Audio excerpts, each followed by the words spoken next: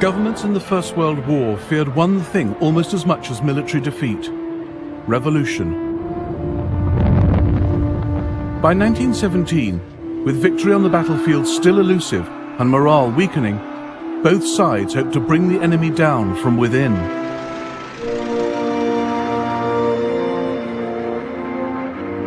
Strikes and unrest were sparks to be fanned into revolution, transforming the war. Film from 1917 of one of Germany's wildest dreams coming true. Russian troops stopped fighting on the Eastern Front. It was funny to see our Ivans greeting the Germans. The Germans gave our lads wine and cigars, and they gave the Germans bread.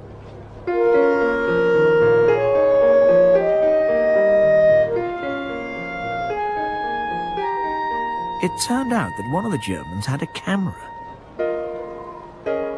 He told us to stand in a line and took a picture.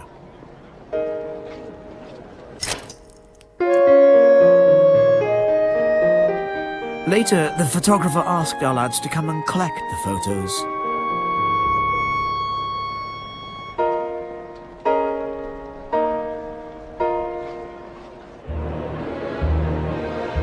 Governments worried how to contain war weariness, prevent discontent growing mutinous, stop mutiny becoming revolution.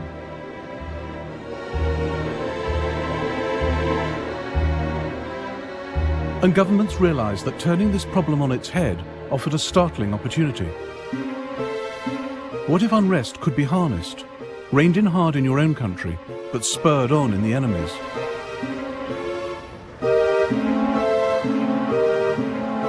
In Kara and Dublin, Petrograd and Zurich, the Allies and Germans set agents working to exploit unrest and foment revolution. The glittering prize was to turn a whole people against its masters, taking it out of the war completely. In Russia, the Germans pulled it off, backing the Bolsheviks to hijack a spontaneous revolution.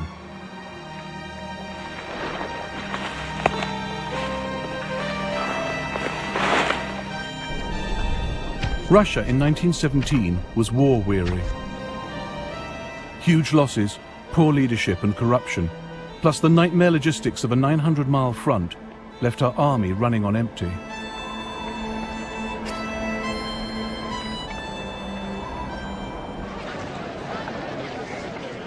I don't know whether Russia's dream of destroying Germany will ever come true. Probably not. We have nothing to fight with. No rifles, no mortars, no explosives, no boots, no overcoats. Nothing.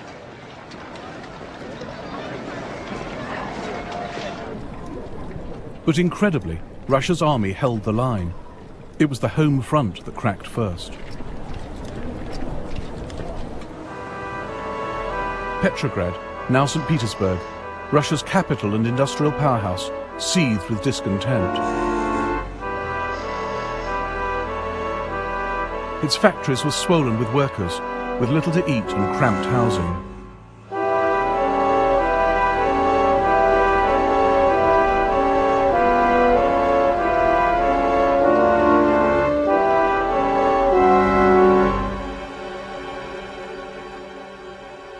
A demonstration on the 8th of March 1917 began peacefully. It was a glorious sunny frosty day, and all the people were in an excellent mood. They were singing the Marseillaise and asking for bread.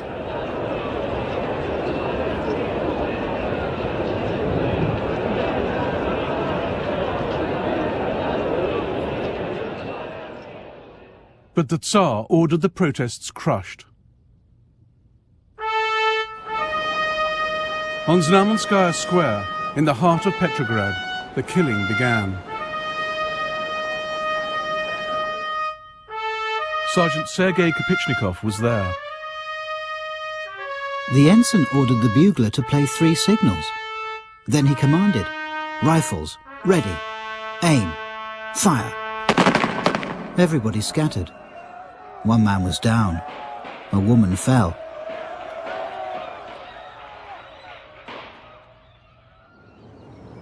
Over 50 civilians were shot dead. The massacre forced Petrograd's soldiers to choose whom to defend, the people or the Tsar. Back in barracks, Sergei Kapitchnikov spoke to his comrades. It would be better to die with honor than obey any further orders to shoot into the crowds. Our fathers, mothers, sisters, brothers and brides are begging for bread. Are we going to kill them?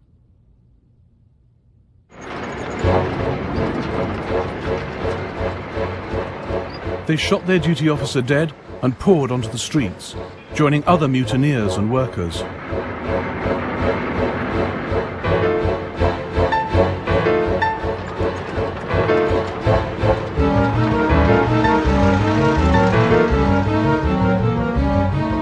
British journalist Arthur Ransom cabled his office in London. About 200 persons killed. Stop. Local police chief lying dead. Stop. Revolution definitely begun.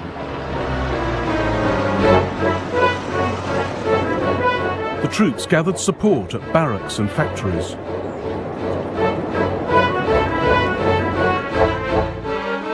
They seized the city centre, set up barricades, occupied railway stations and the telephone exchange. Britain's military attaché, Sir Alfred Knox, was in the artillery administration when the building came under attack. Outside came a great disorderly mass of soldiery. All were armed, and many had red flags fastened to their bayonets. Soon we heard the windows and door on the ground floor being broken in, and the sound of shots. Most of the officers were leaving the department by a back door.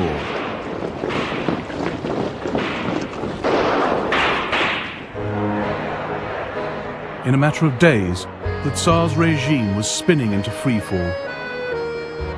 The revolution has begun. What happiness! The cursed autocracy is finally destroyed. The soldiers have gone onto the streets. The officers are hiding. It's all so unexpected, and everything's going at a gallop. We've all gone mad with joy.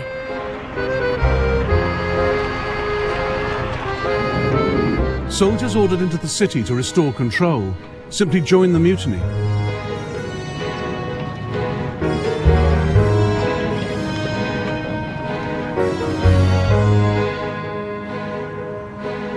The Tsar was forced to abdicate, and a provisional government formed at the Taurida Palace.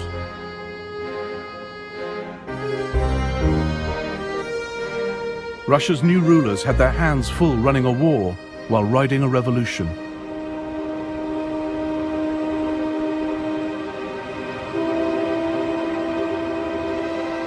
Germany looked to exploit the turmoil in Russia, and Russia's allies, Britain and France, crossed their fingers. They too had experienced worker discontent. March 1916. Londoners gather at Tower Hill to protest against conscription.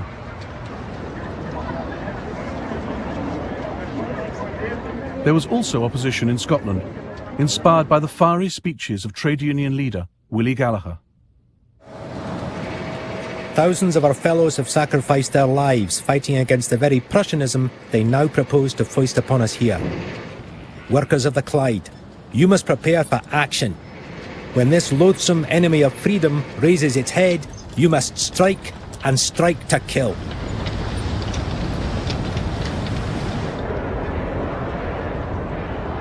Workers marched down Whitehall for better wages and lower prices.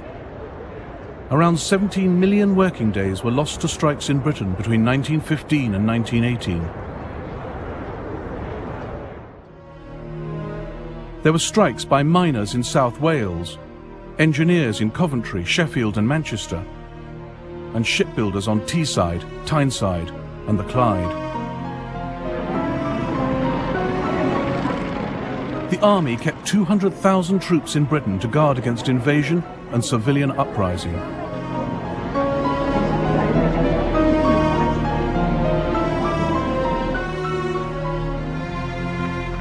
But David Lloyd George, as Minister of Munitions and then Prime Minister, preferred to give in to strikers rather than crush them. Father of the state pension and national insurance schemes, Lloyd George commanded working-class support.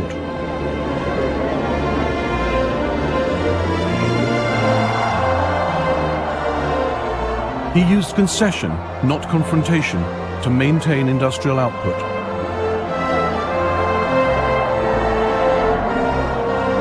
Negotiators with the unions were given strict instructions. If a strike appears to be inevitable, all the concessions asked for should be granted. But while Britain kept a lid on unrest, France could not.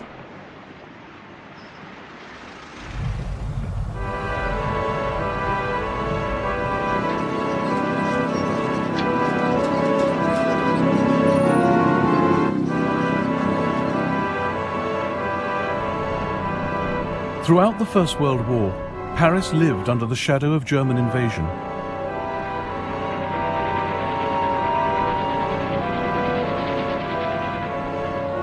But after 3 winters of fighting, France's stability was being undermined by a wave of stoppages and protests.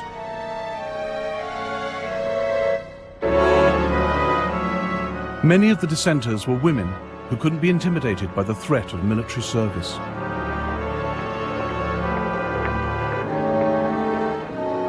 Everybody is complaining in Paris. People are on strike over the price rises and the lack of fuel. Can't you just hear the rising strains of revolution? These troubles are justified, because while the people work themselves to death to scrape a living, the bosses and big industrialists are growing fat in record time. And all we can do is grin and bear it.